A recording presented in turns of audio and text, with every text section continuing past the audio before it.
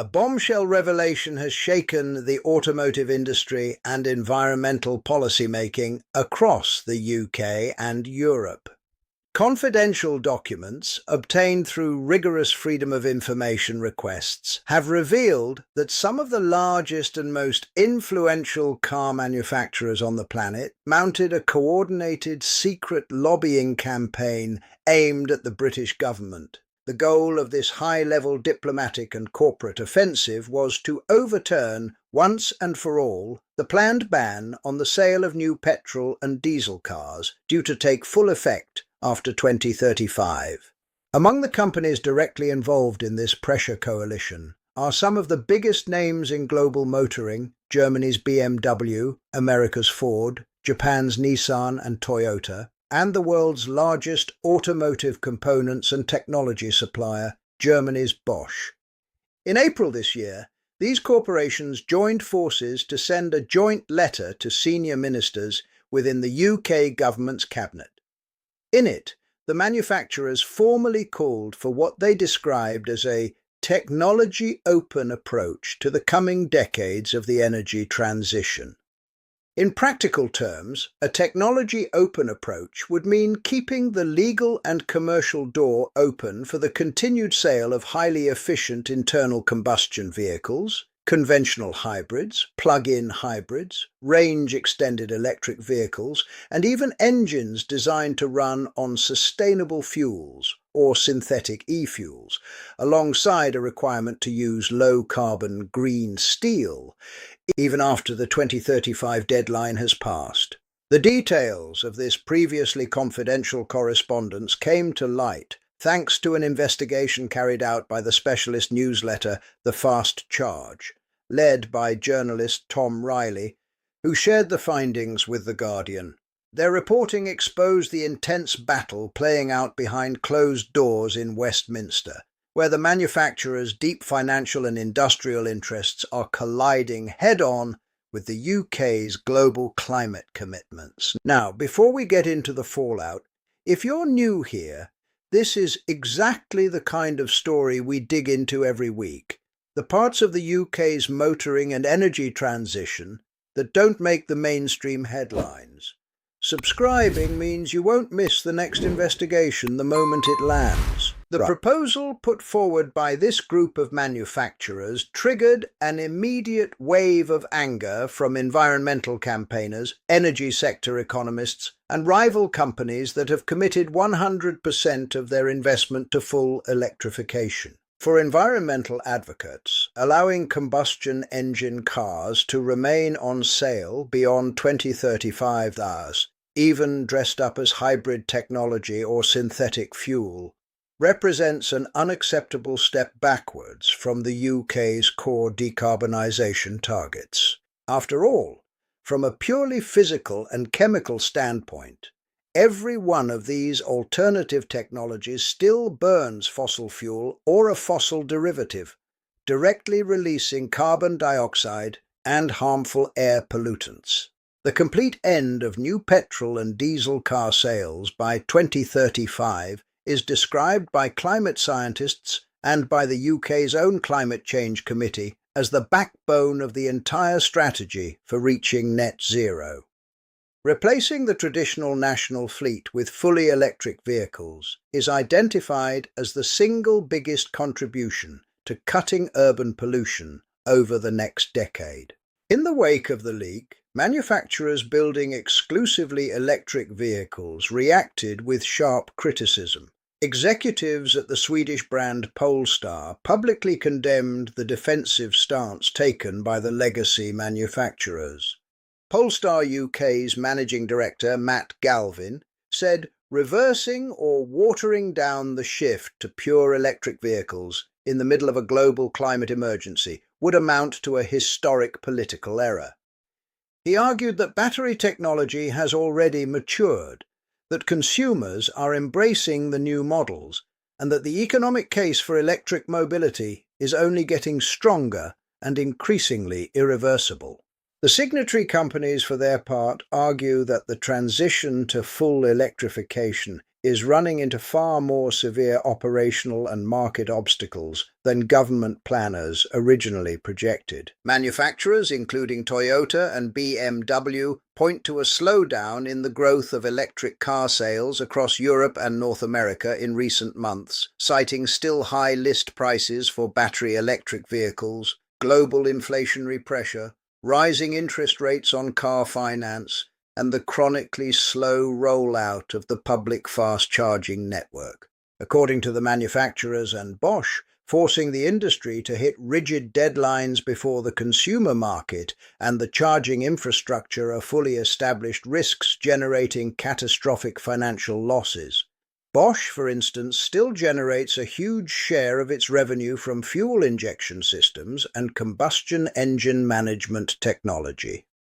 Ford, similarly, faces costly restructuring as it discontinues popular combustion models to make way for electric platforms that remain, for now, far less profitable.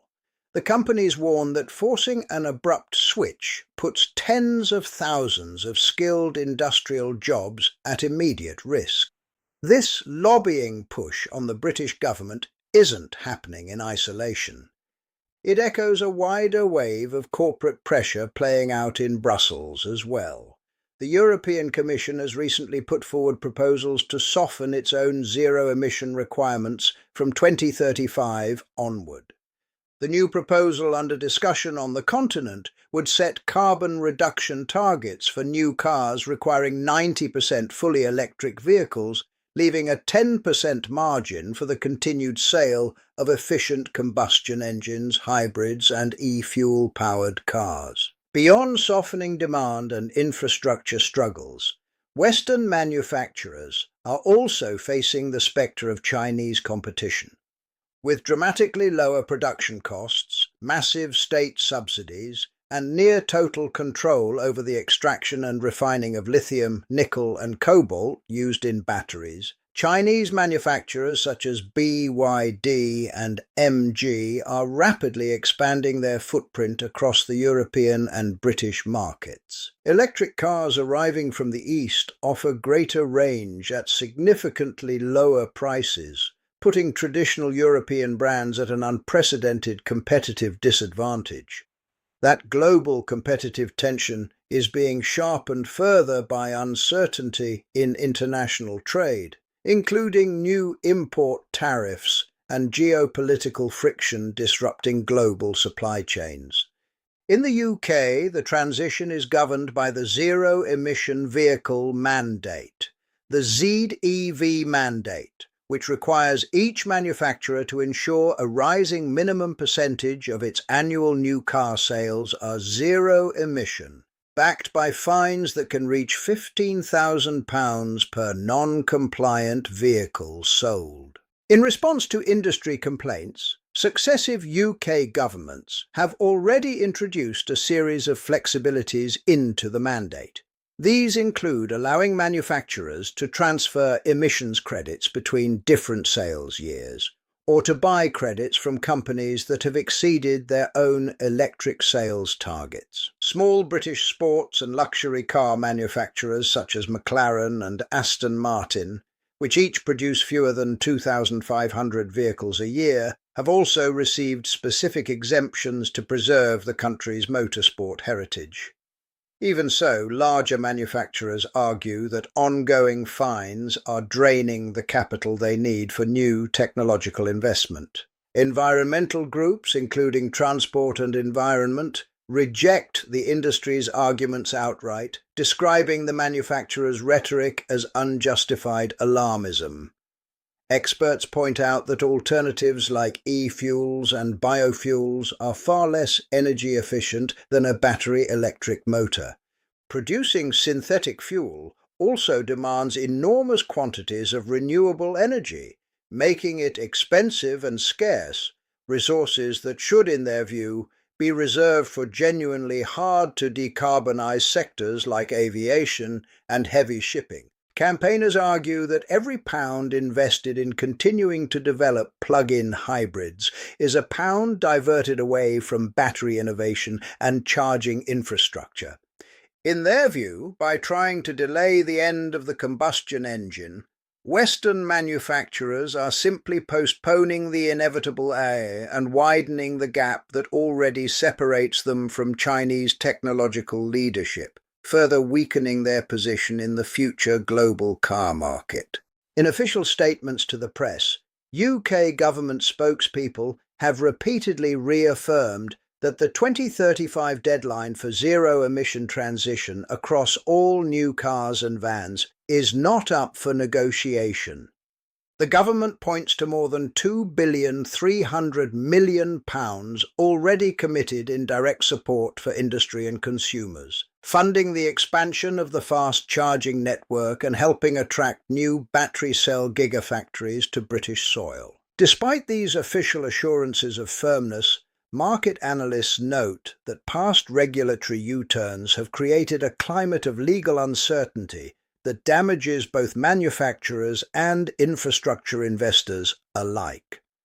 Without a clear, permanent signal, energy companies remain reluctant to commit fully to installing charge points along motorways and in peripheral urban zones, prolonging drivers' ongoing anxiety about range and charging times. For the ordinary consumer, the picture right now is one of hesitation.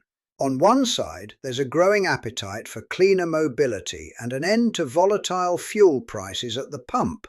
On the other, legitimate concerns persist over the falling resale value of used combustion cars, long-term battery durability, and the impact of new road use charges aimed specifically at electric vehicles. That mix of confusion and noise in the public debate continues to slow adoption among middle-income drivers in particular. The leak of this letter, signed by BMW, Ford, Nissan, Toyota and Bosch, makes one thing clear. The road to sustainable mobility was never going to be a straight line. It's a live political, economic and social battleground. And the fight between protecting jobs in the traditional industry and the urgency of averting climate breakdown is set to remain front and centre of government attention for years to come. We'll be following every development in this decisive standoff between the giants of the automotive sector and environmental regulators in the UK and beyond.